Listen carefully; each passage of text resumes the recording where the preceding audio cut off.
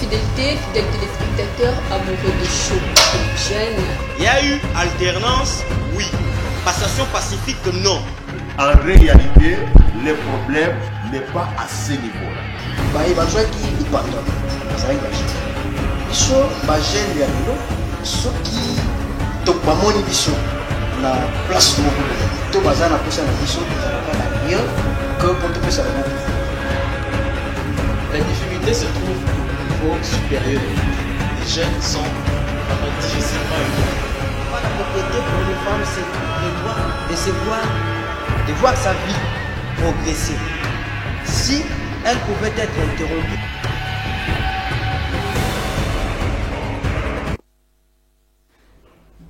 Bonsoir et bienvenue à votre émission qui ne cesse de vous accompagner, une émission qui rime avec l'actualité dans le souci de militer, lutter contre les antivaleurs qui rongent notre société et pourquoi pas pour apporter aussi une lumière claire sur la montée de la tension dans la partie démocratique du Congo. Ce soir, nous allons juste y revenir avec notre sujet de l'actualité de la semaine au passé sur le Genocos. Alors pour y faire aujourd'hui, je reçois pour vous les activistes d'un mouvement citoyen Biso au peuple. Il s'agit juste de M. Zachary Mwamba ainsi que Grace Kakesa. C'est avec eux que nous allons juste échanger par rapport à cette montée de la tension. Les réactions ne cessent de se multiplier tout autour de cette actualité. Je vous dis tous bonsoir et bienvenue à cette émission. Bonsoir. Merci, bonsoir madame. Merci beaucoup. Je vais commencer avec M. Zachary Mwamba, étant activiste du mouvement citoyen Biso au peuple. Que veut Biso peuple exactement, M. Zachary? Merci pour la question. Biso peuple, c'est un mouvement citoyen. Nous avons comme objectif, c'est pour défendre les droits humains, défendre, n'est-ce pas, les droits éco, sociaux, économiques et surtout, nous nous focalisons beaucoup plus sur la défiance politique.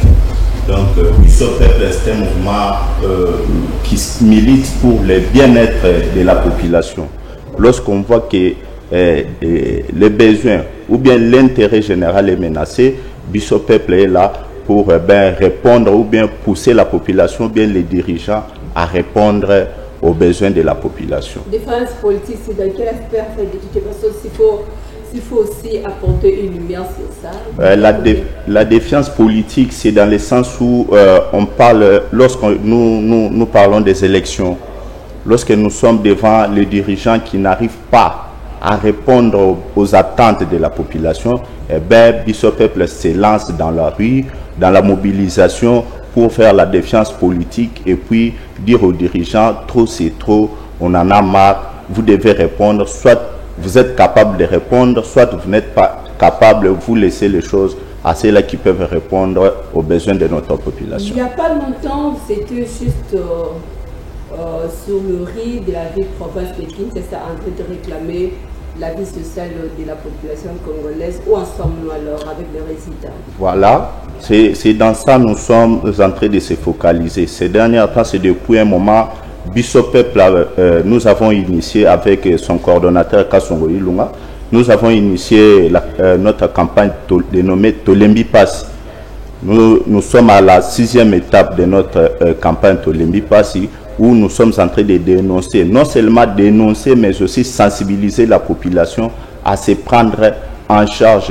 Lorsque vous n'avez pas à manger, vous devez aller vers les dirigeants, c'est là qui nous dirigent pour leur dire on n'a pas mangé, on n'a pas de l'eau, on n'a pas d'électricité, on n'a pas le pain, le prix de hausse des transports et tout qu'on sort. Voilà pourquoi ce que Biso peuple est en train de faire sur le terrain ces dernières. Pour arriver juste aux 6e étapes, c'est-à-dire qu'il y a eu quelques étapes qui ont précédé, alors c'était quoi les étapes en question?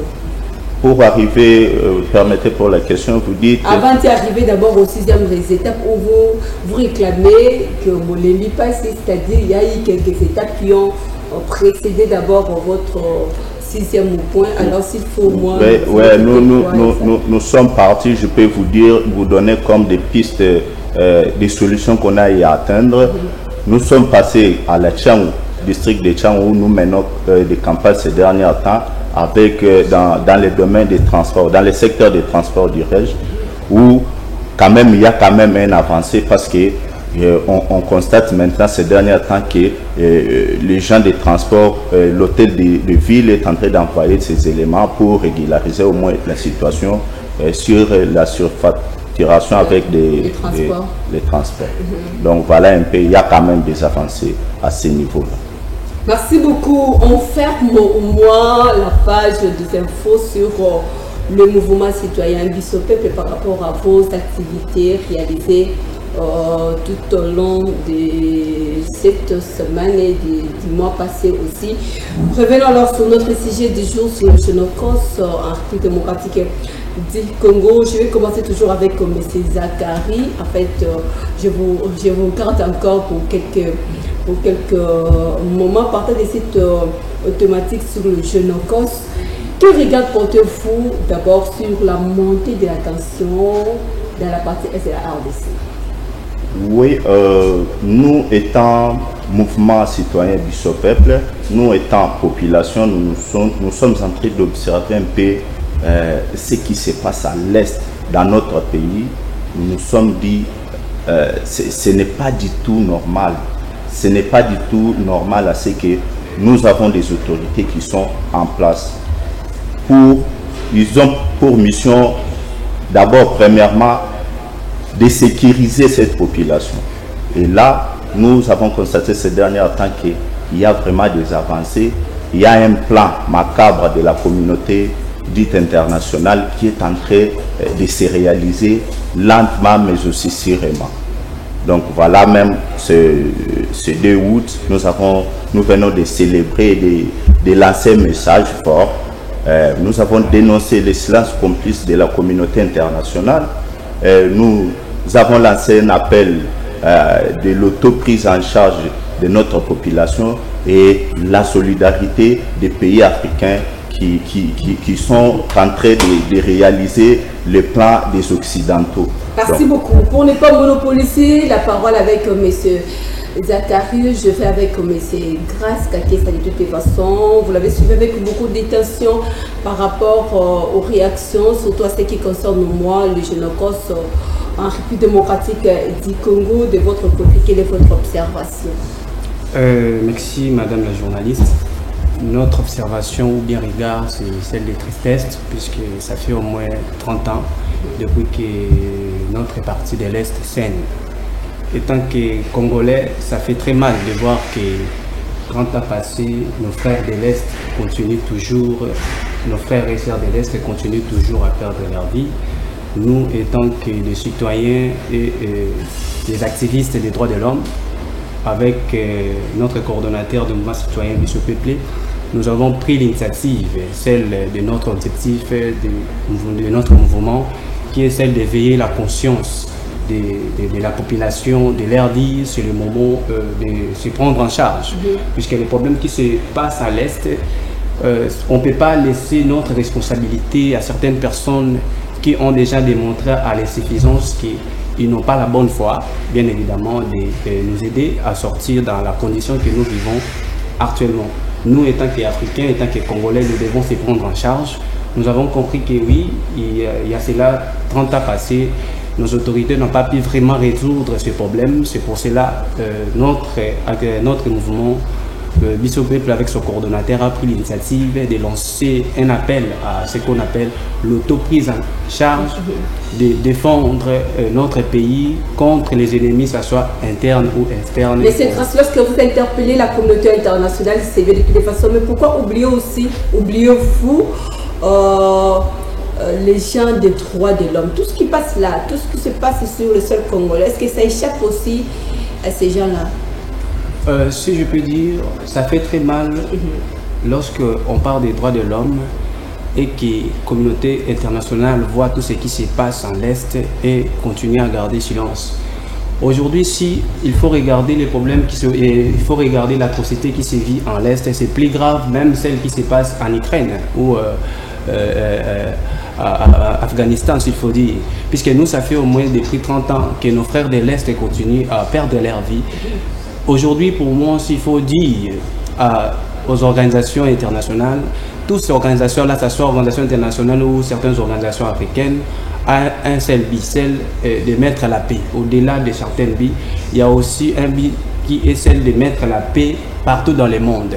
Aujourd'hui, lorsqu'il y a les atrocités, lorsqu'il y a tout ce qui se passe dans notre pays et que la communauté internationale continue toujours à garder silence, cela prouve à l'insuffisance que la communauté internationale eux aussi sont complices de tout ce qui se passe, bien évidemment, dans l'est de notre pays. Merci beaucoup. Vous accusez juste la communauté internationale d'être complice sauver la montée de la tension de la partie démocratique du Congo. Je reviens avec vous, M. Zakari.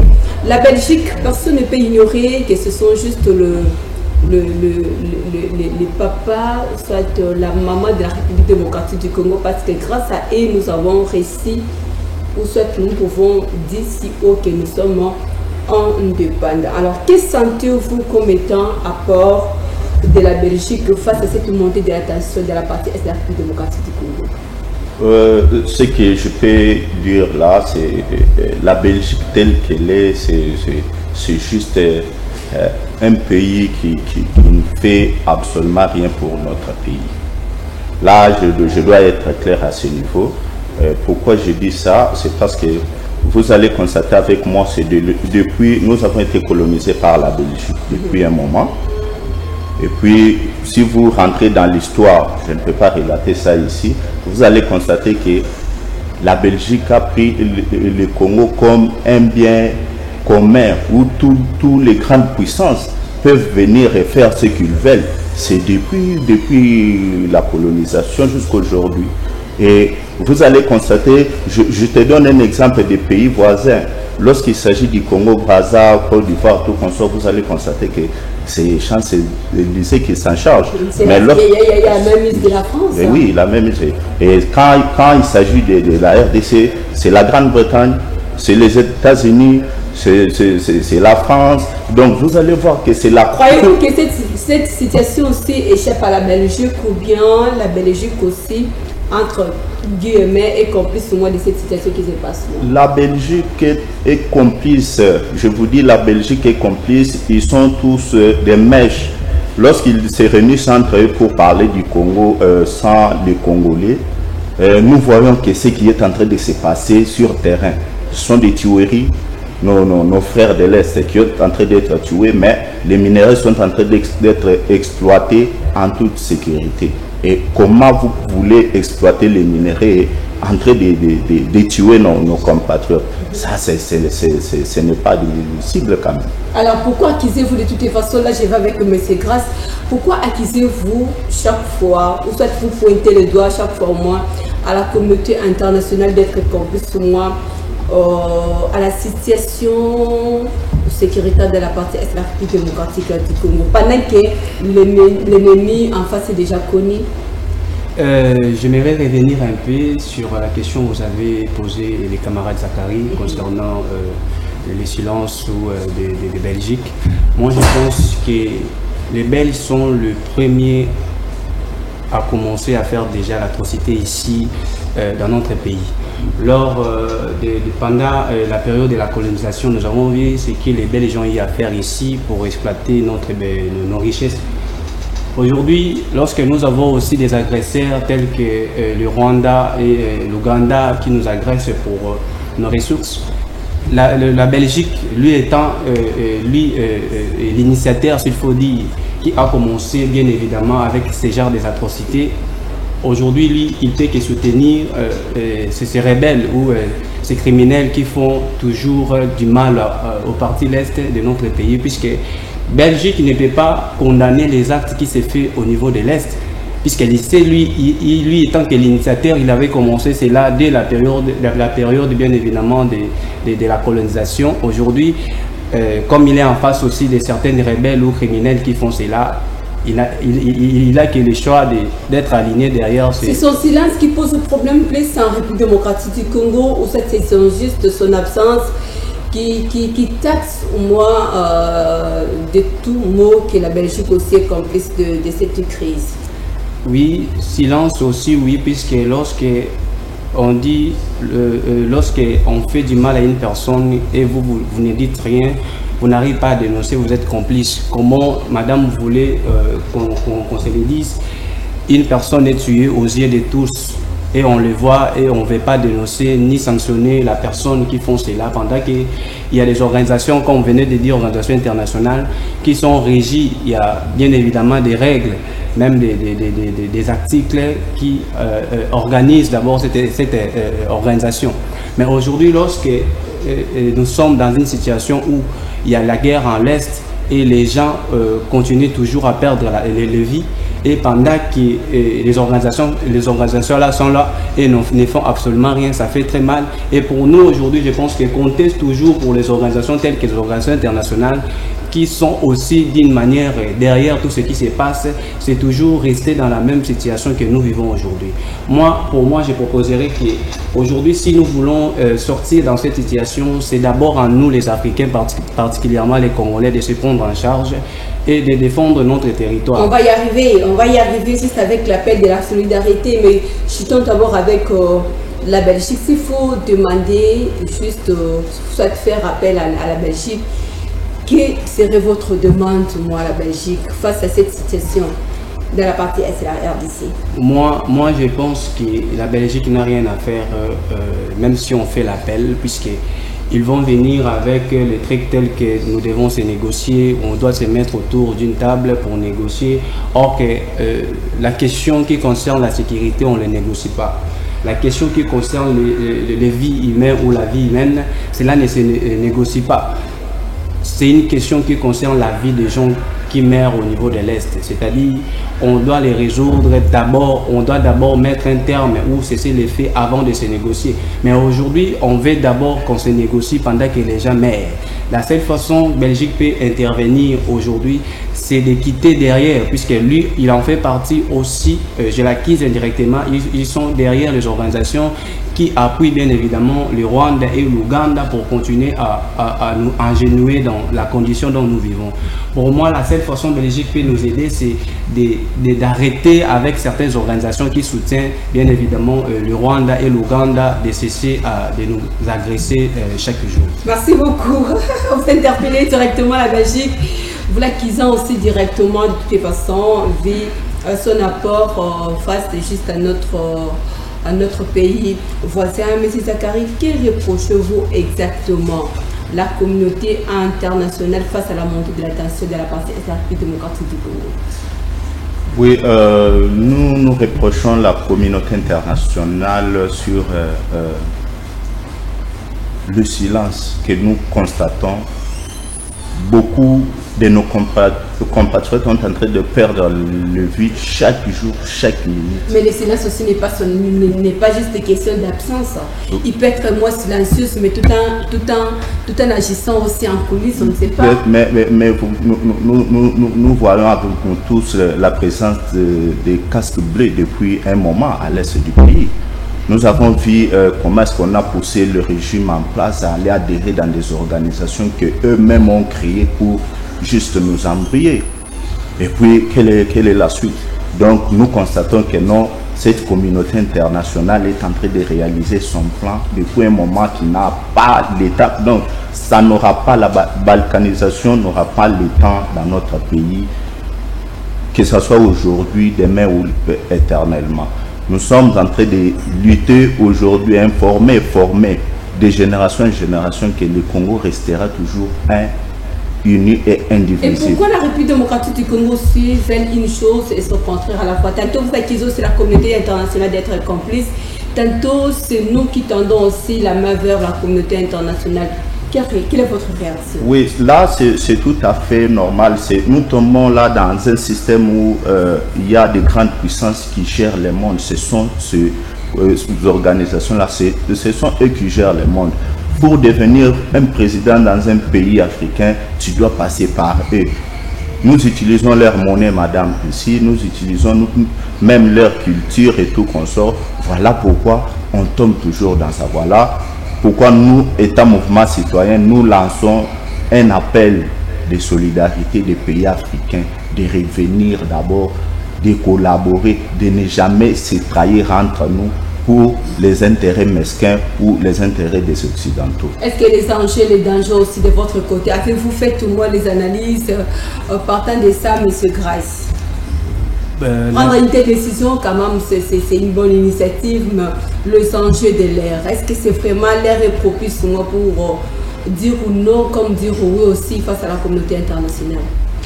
Oui, puisque depuis nous avons commencé, on a toujours fait notre confiance à ces organisations internationales. Mais aujourd'hui, nous avons compris qu'ils sont là, en même temps, ils essayent de nous dire qu'ils compatissent avec nous, pendant qu'en même temps, ils sont derrière ceux qui font des atrocités. Pour nous, aujourd'hui, nous pensons que la seule façon de faire sortir l'Afrique dans cette situation et le Congo en général, c'est d'abord, comme les camarades Zachary viennent de dire, c'est d'appeler à la solidarité africaine. Cela va nous permettre, étant que les frères africains, de chercher de notre moyens et de notre possibilité de s'en sortir de nos problèmes qui sont pirement africains, et c'est aider entre nous les Africains, puisque les problèmes qui concernent les Africains, je pense que ce sont que les Africains qui vont résoudre cela. Puisque les problèmes qui concernent les Africains, je ne vois pas un Européen ou un pays... Et quand ces mêmes Africains ne sont pas au moins unis, quand ces mêmes Africains ne partagent pas les mêmes ambitions, quand ces mêmes Africains s'opposent à une autre manière, par où faut-il le recadrer, soit interpeller la conscience de la population africaine?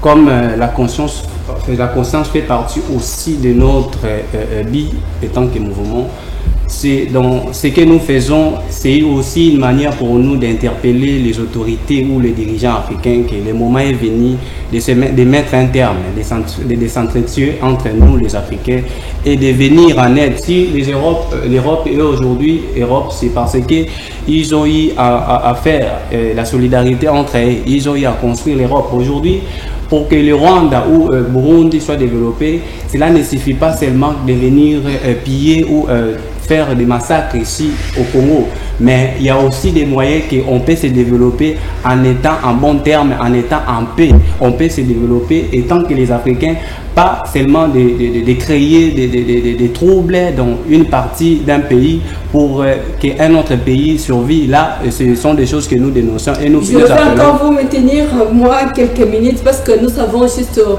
l'organisation qui existe au moins en Afrique, surtout l'Union africaine qui est là. Mais depuis que la République démocratique du Congo est agressée, vous l'avez souligné que ça date il y a plus de 30 ans. Ouais. Que sentez-vous comme étant apport de l'Union africaine face à cette montée de la tension? Madame, s'il faut dire, sans cacher mes mots, je pense que ces organisations sont des organisations manipulées derrière les organisations que nous venons de dénoncer ici, des organisations internationales. Les gens qui sont les dirigeants de cet organe sont des gens qui ont des ordres, qui ont des ordres de certaines autorités internationales ou les Européens, les dirigeants européens, qui sont les gens qui ordonnent même certaines lignes de conduite que les organisations africaines doivent mettre, bien évidemment. Pour nous, nous disons que l'Afrique doit être gérée par les Africains. Nous avons pris des leçons à recevoir, et surtout dans un continent ou dans un autre pays. Nous, étant qu'Africains, nous avons nos problèmes qui nous concernent nous-mêmes, que nous devons résoudre cela étant que les Africains, puisque les problèmes des Africains, ce n'est pas les mêmes problèmes des Européens. Nous, les Africains, nous avons notre culture. S'il faut regarder même l'histoire des Africains, le problème qui se vit aujourd'hui, agression, tout consort, ce n'est pas ça dans notre culture étant que les Africains. Ce sont les Européens qui nous ont amenés pendant leur période de colonisation. Ils nous ont amené une culture d'esclavagisme, une culture, s'il faut dire, d'agresser ou de faire soumettre les gens sans même leur volonté. Et ce genre de situation, nous dénonçons cela et nous appelons les dirigeants africains à une conscience collective et pour développer notre Afrique. Monsieur Grace s'appelle au moins les dirigeants africains à une prise de conscience. Monsieur Zachary, je vais avec vous et Gelor Bola, je vais avec vous, M. Zachary. Lorsque M. Grace moi accuse les dirigeants africains d'avoir juste une mainmise sur l'Union africaine. Ne voyez-vous pas aussi c'est une autre trahison? Alors s'il faut juste interpeller aussi cette organisation, quel serait votre rapport? Ouais, vous savez, l'Union africaine, en réalité, c'est juste l'union des faibles. Moi, je peux les qualifier comme ça. L'union des faibles. Oui, c'est parce que les 70%, le financement, les 50% des financements pour l'organisation et tout ce qui se passe au sein de l'Union africaine, c'est les Occidentaux qui financent ça. Ça prouve que l'Afrique est incapable de trouver des solutions par rapport à leurs problèmes. À leurs problèmes. Vous voyez déjà à ce niveau-là, ça pose des problèmes. Lorsqu'on vous finance à 70% pour s'organiser, et vous vous attendez à quoi? Donc, il faut prendre conscience entre nous-mêmes. Donc, prenez-vous en charge. Si vous êtes incapable de se financer, quand quelqu'un vous donne un $100, un 70 000 $, sachez qu'il va vous imposer même son plan. Et là, l'Union africaine, c'est plus de 70% des financements, c'est l'Union européenne qui... Alors, s'il faut parler de la solidarité dans le vrai sens du mot, qu'est-ce qui bloque juste l'Union africaine de ne pas se développer? Est-ce que les pays africains sont incapables de pouvoir contribuer pour l'émergence de cette unité, ou bien c'est juste les dirigeants qui posent problème pour bloquer en fait d'étendre toujours la main vers l'extérieur? C'est ça. Ce qui bloque ici en est que ce soit les Congolais ou les Africains, nous sommes juste tous victimes d'un système bien établi par les Occidentaux.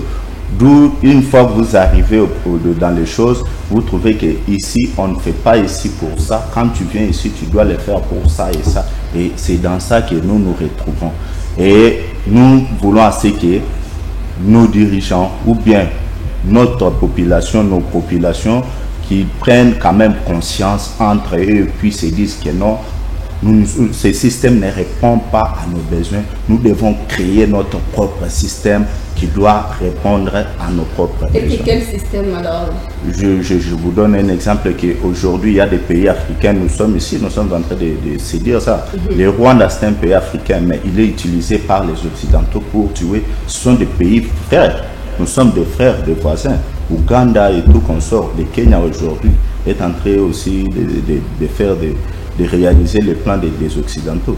Donc, les Occidentaux utilisent les Africains pour que l'Africain détruise son frère.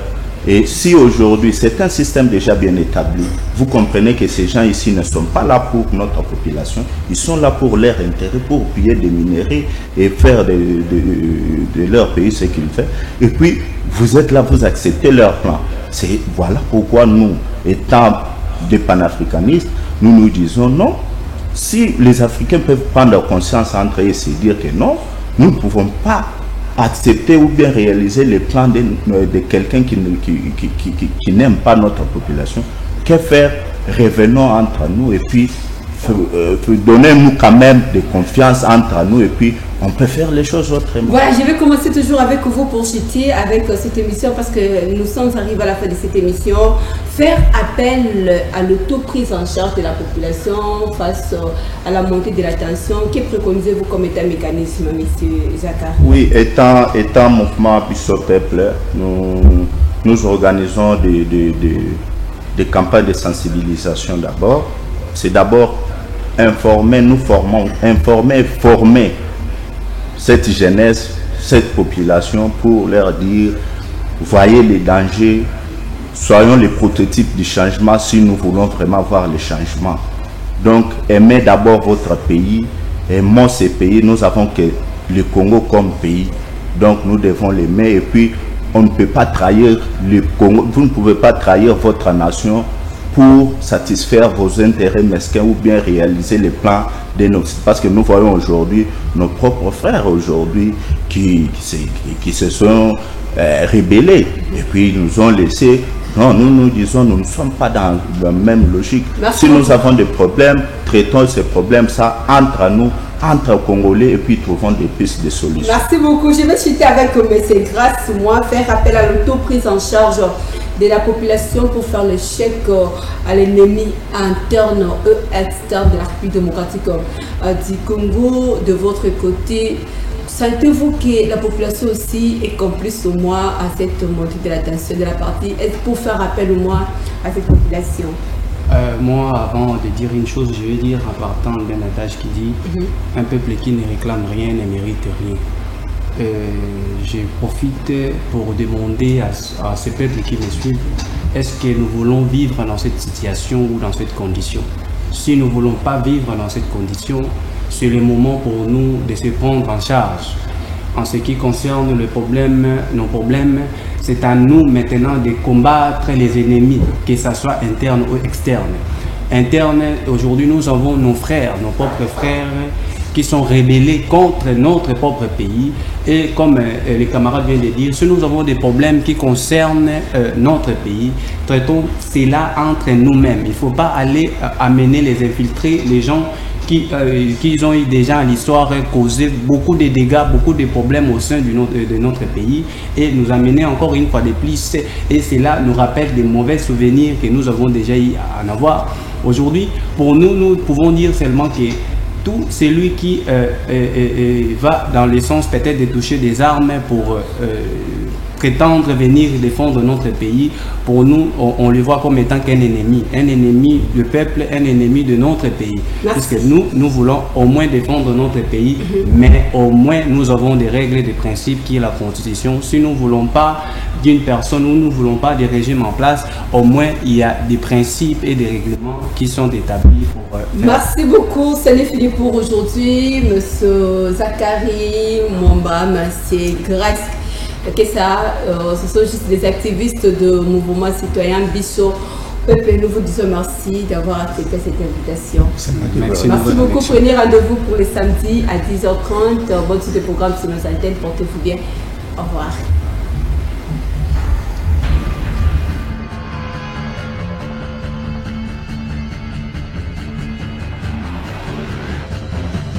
Merci de votre fidélité, fidèles téléspectateurs, amoureux de show. Il y a eu alternance, oui. Passation pacifique, non. En réalité, le problème n'est pas à ce niveau-là. So,